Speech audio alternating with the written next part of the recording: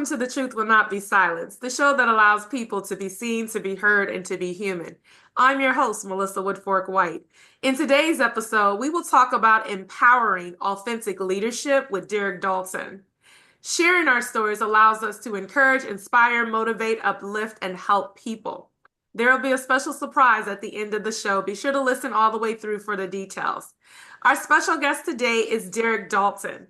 He is a proud graduate of North Carolina Agricultural and Technical, I'm just going to say North Carolina A&T today, A&T, you're where proud. he received his Bachelor's of Education, Master of Education, where he received his Bachelor's of Education, his Master's of Education from Northwest Missionary Missouri State University, specialist degree in education from the University of Virginia, and currently pursuing his doctorate at the University of West Georgia. He is Inshallah. a school improvement program manager, and he is the lead for several North Carolina, Nevada, South Carolina, Tennessee, and Georgia partner schools. Derrick is an accomplished school leader and coach with a wealth of experience in the field of education and athletics. With 21 years of expertise, he has significantly impacted teams through his role as principal, his roles as a principal, head coach, and district office leader. His passion for education is evident in his dedication to creating positive and successful environments. Mr. Dalton is the business owner of Derrick Dalton Consulting LLC, which focuses on leading athletic teams and programs to success, specializing in working with coaching staff, teams, and parents. Mr. Dalton, Derrick is going to share with us about empowering authentic leadership. Hi, Derrick. Welcome back to the show. Thank you so much for joining us. Good morning, Melissa. How are you? And thanks for having me back. Great, great, great. So excited. Here we go. What is authentic leadership and why is it needed for a team to be successful? Man, authentic leadership is so complex, first of all. So, what I'm going to say is really coming from my personal experiences and my personal growth. As with the last podcast we talked about leadership, we talked about relationships, we talked about connecting with other individuals. We talked about the perceptual control theory, understanding other references. We talked about meeting basic needs. So just as a quick review, leading into authentic leadership, it's not a cookie cutter method. Before I go into this, once again, based on my experiences and things that I found to be successful for me. I made a lot of mistakes as a leader. So much of my growth came from probably what not to do. And I had some outstanding coaches and I had some outstanding mentors, but I also had to find my own way as a leader because everyone's different. And that goes back to perceptual control theory that we discussed last time with Dr. William Powers.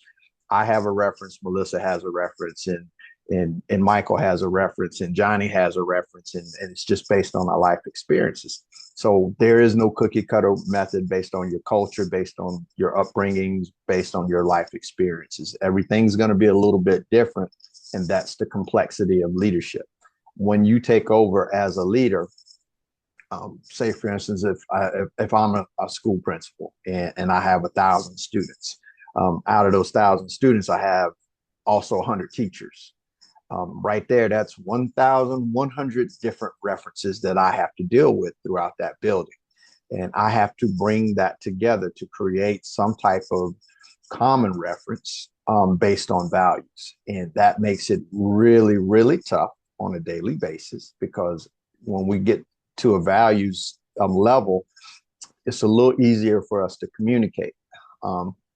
But going back to authentic leadership, just to quickly discuss the complexity of leadership.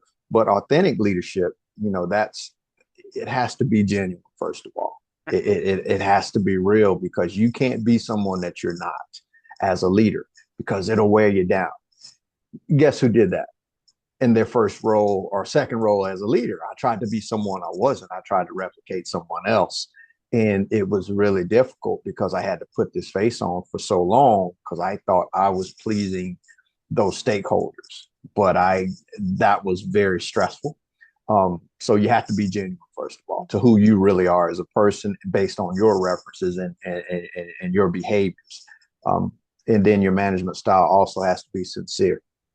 You're dealing with people. You're not dealing with robots. You're not dealing with algorithms. You're not dealing with computers. You're dealing with people, and we're in the people business. So if we're dealing with people, we have to be sincere.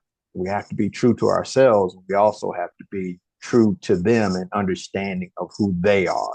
So authentic leadership it's not linear. It's really not. But if you can keep those three things in mind, if you can be genuine every day, if you can be sincere and you can be true to yourself and true to those you work with, you have a tremendous foundation to get you through those days that aren't going to be very smooth. And when we're dealing with people and things happen, and we're dealing with schools or we're dealing with any other type of corporation, things are going to happen every day that aren't in the script.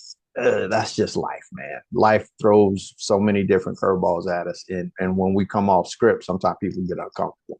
But as long as we can stay with those different types of that understanding that, genuine, being sincere, and also being true to yourself and being true to those you're around, we can work through those really difficult days as a leader.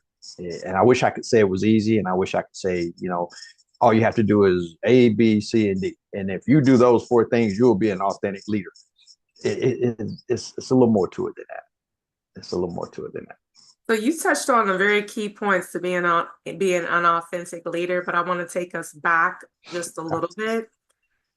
In order to be that authentic leader, which you have to say that you have to know yourself and your style and your ethics and your morals and your values.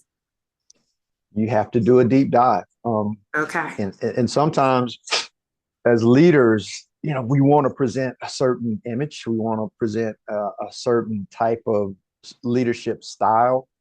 And I had to learn through the years that it's not one leadership style that you need. It's really going to come down to how flexible you are as a leader according to your situation. Some situations require you to be very demanding and very direct with very little wiggle room.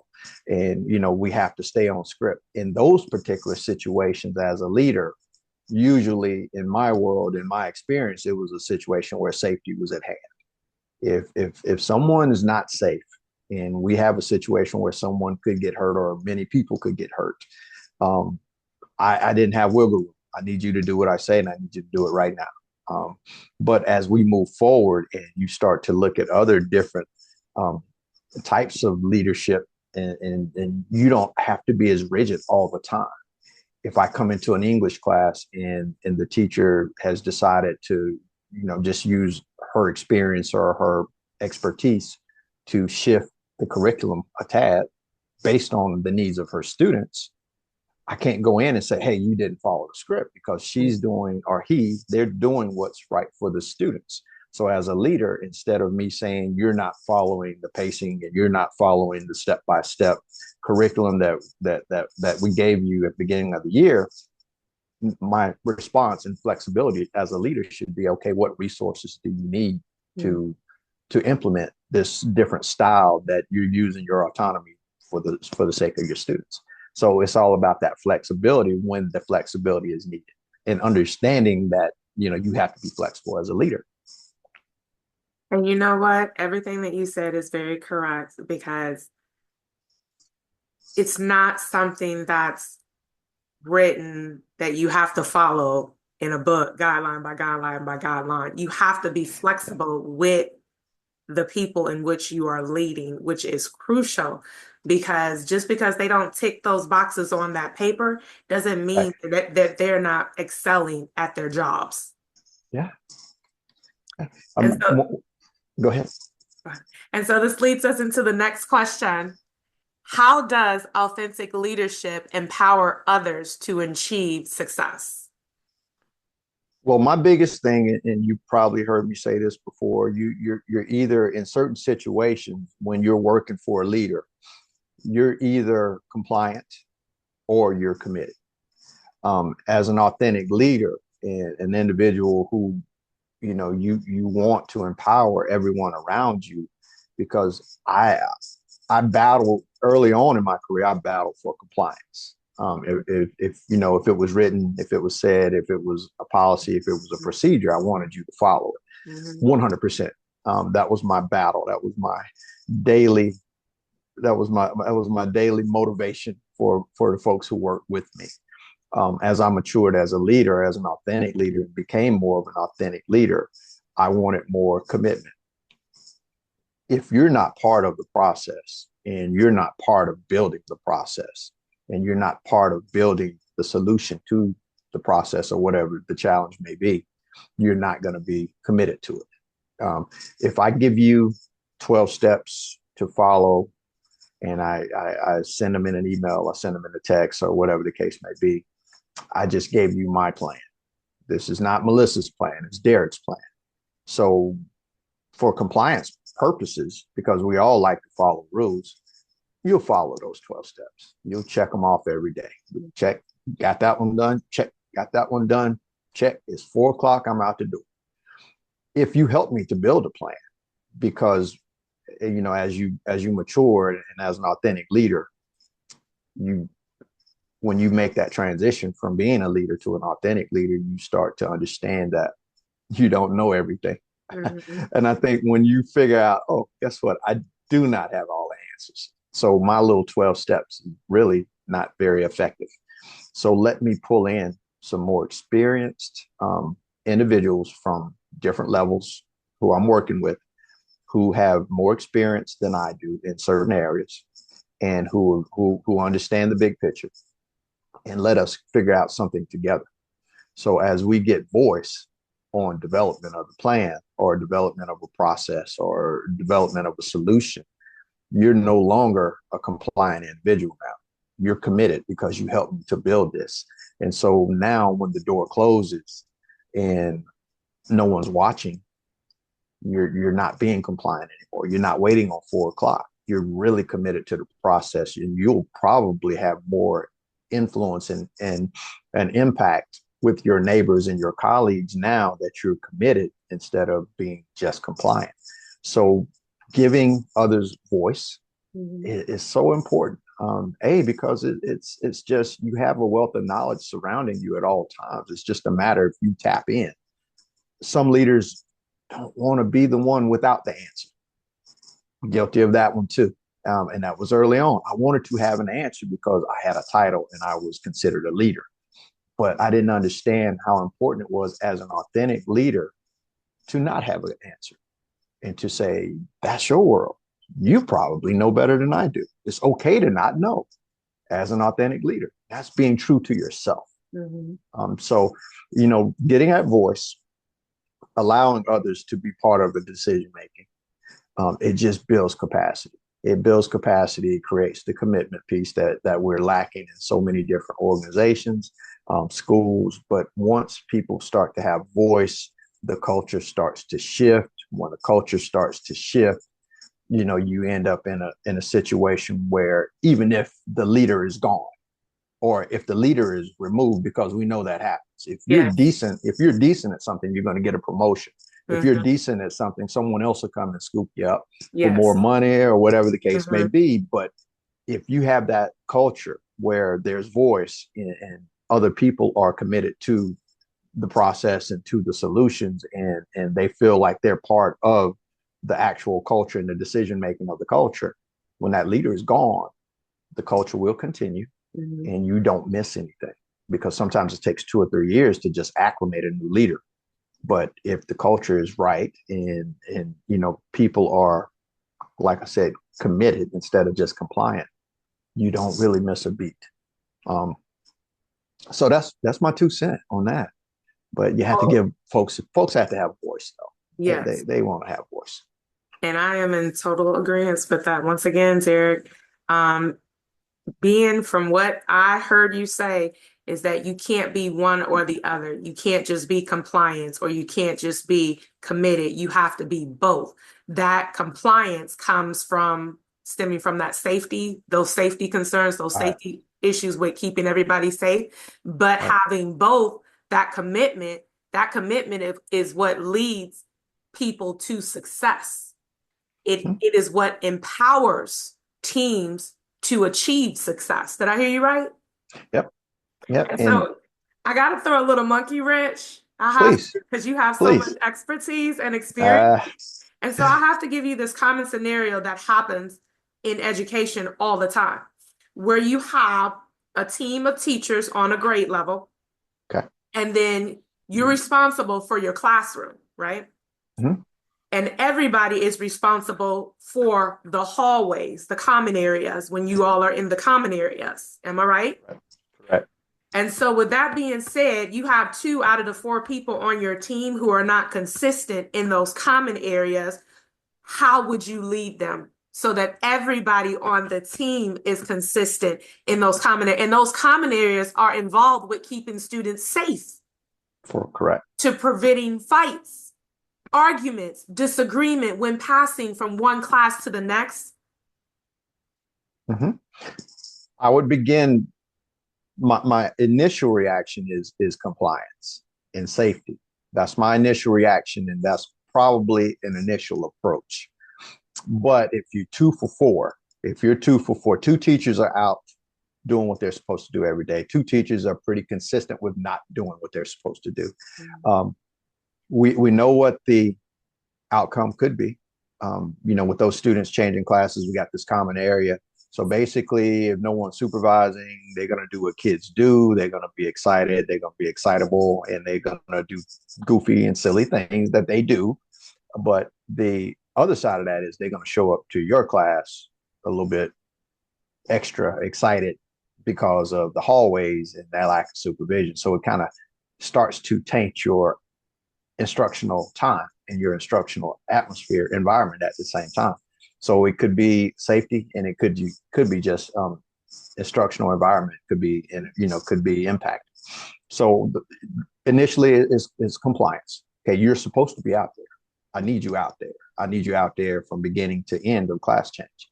And I need you not only out there, I need you actively engaging with the students to keep them moving to finish this class change or whatever this transition is in 3 minutes. So whatever your compliance and your non-flexible rules are, let's put those out front, immediately. And after that, we need to check references. All right. So my reference as a school leader is like, we have to keep these halls safe, because if they're not safe, kids may fight, kids may get hurt.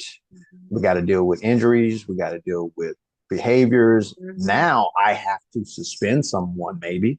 And if I had to suspend someone, now they're going to miss instructional time, and they're not going to grow academically because they're suspended because there was no supervision. So it all kind of goes back. Sometimes kids are just going to do what they have to do. So first, I'm going to look at the compliance piece and the safety piece, and then how that impacts and how that impacts us academically in the long run. Next, I'm going to check your reference and say, okay, these two teachers are out there every day. Why? You're not out there every day. Tell me your understanding of why, what your thoughts are on being on your duty station. So it can kind of get in the weeds. Maybe that would just be a conversation. Do you think this is important? And maybe they say they don't think it's important, even though it's required. And then you have to ask them, okay, what can you do to help this situation? Whether it's important or not, what can you do to help out? Or what do you think your role is? And then, what's your next step? So you have to ask some questions, because maybe during the class change, it could be something that we don't know. Maybe they keep two students late every class to help them understand the context, or the new concepts they covered that day. Maybe they have two students who just don't get it every day, so they dismiss everyone else, stay back with those two students to help them either get organized, to help them to finish up a problem, to help them understand, and then they show up late every day. That's understandable. And so we But have to not make, for that safety piece. I have to interject, yeah, because what we both have seen is that that's when the kids are in the bathroom, at the water fountain, and all these other places all the fun they stuff. should not Yeah. be. That's how graffiti gets written in the bathrooms. That's how fights break out in the bathrooms. And so I had to interject on that piece because of Yep. the simple fact that, yeah, that safety piece. Right. And that's where we start. And, then once again, we have to get to the bottom of why. Why are you not out there? Hmm. Because we could be assuming that they're lazy. They Hmm. don't care about the rules. They're just being defiant. We can make all these assumptions based on what we see. Hmm. So we have to have a conversation Of because, course. yeah, like I said, maybe they are tutoring for another minute or two Hmm. just to get that student across the finish line. So at that point, we got to make some adjustments. So Yes. when can you do that updating or scaffolding? When can you do that at a different time? Because I really need you out in the hallways. I really need you on your duty station. So Mhm. I would say we shouldn't make a judgment call Of until we course. have a conversation. And that conversation could come from the other two teachers. It Mhm. doesn't have to come from the leader all the time. Mhm. That's your culture, that's your team. You guys all have a voice. Maybe you sit down as four and what establish what your expectations are going to be, establish your grounds for how are we going to keep this hallway safe, Mhm. how are we going to be cohesive as a team, how are we going to communicate as a team, how are we going to what is going to be the process for class changes. So Mhm. as a team you guys create that, then you own that. And Mhm. so even the other two have to be part of that process, just like I said a few minutes ago. Yeah. You're as when you can be compliant or you can be committed. Mhm. You helped me create a plan for class changes with four teachers. Now you're more committed to it than the lead of the group of four teachers saying this is how we're gonna do it. When Mhm. you tell me this is how we're gonna do it, that's your plan, and I may do it. And as soon as the bell's getting ready to ring, I'll go in and close my door. And it could be 12 more kids out there. So I'm not compliant to the process. Mhm. I'm not committed to the process. I'm just compliant to it. And I So would say, voice goes back to voice. and you know what? Everything that you said is correct. Because it is a safety concern, it automatically goes to the principal.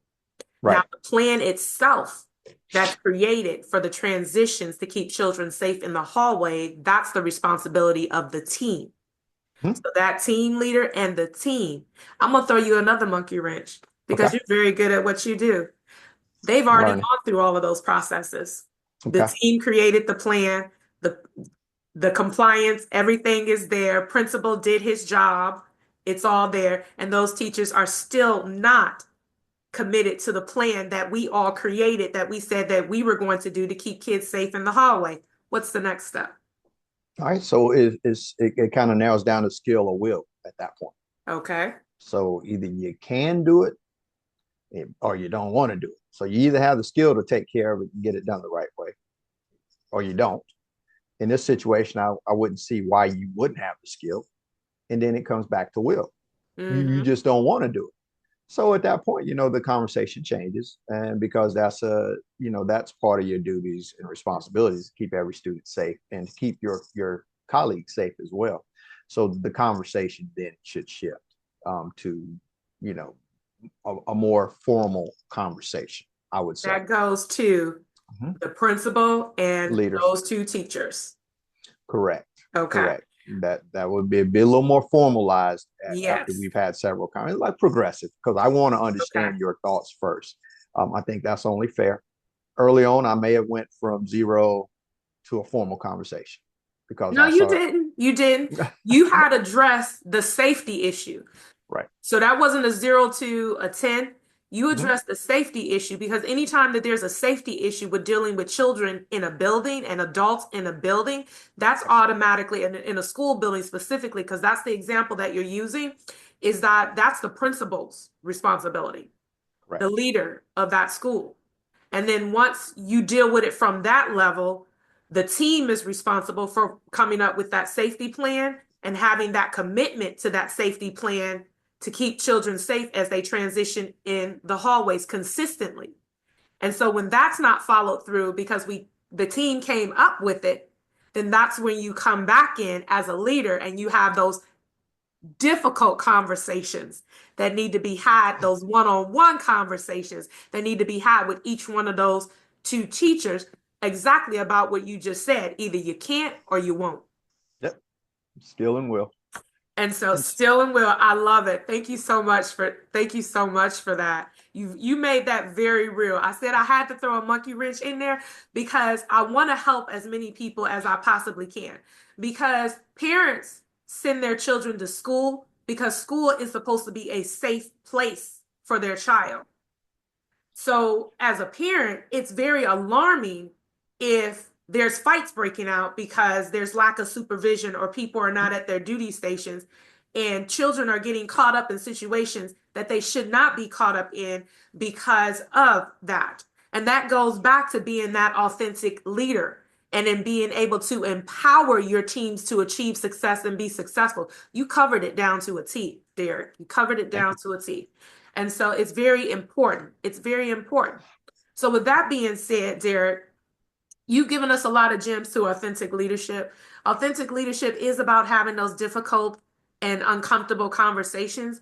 But at the end of the day, you have to keep everybody safe. And Correct. then and you want everybody to be committed so that you can achieve success together as a team. Did I miss anything, Derrick? No, you nailed it. You nailed it as always. I You nailed learned it. from the best. And I'm still learning. If you consider me the best, I have a Let long me way to tell go. you something. We are both still learning, but you were my leader at one time, and you're Yeah. still a mentor to me in Thank you. my later parts of my career. And so that's why I'm saying that's authentic leadership within itself. Yes. And so, with that being said, that leads us to our next question. How Okay. does sharing your story today help others? Share any work that you have done or doing to bring about this change. Well, sharing my experiences is just grand because it's real. It is authentic leadership to share your story. But if I sat here and told you every success story, it wouldn't be authentic leadership because outside of the successes that I've had at several schools as a leader, growing my staff has always been number one. But I had to learn that skill. I had to learn that skill of how to provide voice and opportunities and also to build capacity within my staff and trust people. I had to learn to trust. But at the same time, there were a lot of mistakes along the way. I made so many mistakes, and that's where I did my finest growing as a leader and becoming an authentic leader. It didn't just happen overnight. I got better. I'm still learning. And, also at the same time, when you look at leadership, it's once again, it's not linear and every situation is different.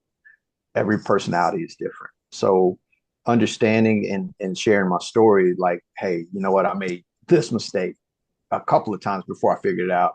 I made this mistake, but in the end, this is how I led, and this is how I was, a genuine, authentic leader. And scores took off, and fights became less, and things weren't perfect still, and I didn't have all the answers still, but things flowed and things moved well because the value system of our team Mm. was the lead. It led our motivation every day. It led our motivation. So I think, just by sharing the shortcomings, it makes you truly an authentic leader instead of just celebrating and sharing successes. Well, all right. Well, Derrick, thank you so much. As always, enjoyed our conversation. Let our listeners and viewers know how they can contact you. What 22ddalton@gmail.com. That's the best way to catch me if you need any guidance, just want to chat, or if you need me to come in and do some type of needs assessment for your school. So just let me know, or even for your athletic teams, whatever you need, I'm not hard to find. So 22ddalton@gmail.com. That's a good starting place. And I respond to pretty much every email. So it's been a pleasure. Melissa, thank you for having me on again. Always great chatting with you about life and chatting with you about growth and chatting with you about getting better. So I really appreciate what you're doing with your podcast and just the way you spread the word and keep everyone informed about opportunities to get better. So thank you for having me again. Thank you, Derrick, and I appreciate you, and you are most welcome. Next week, we'll continue to discuss and share about real life experiences, both personal and professional. Stories that need to be shared, seen, and heard that makes us human.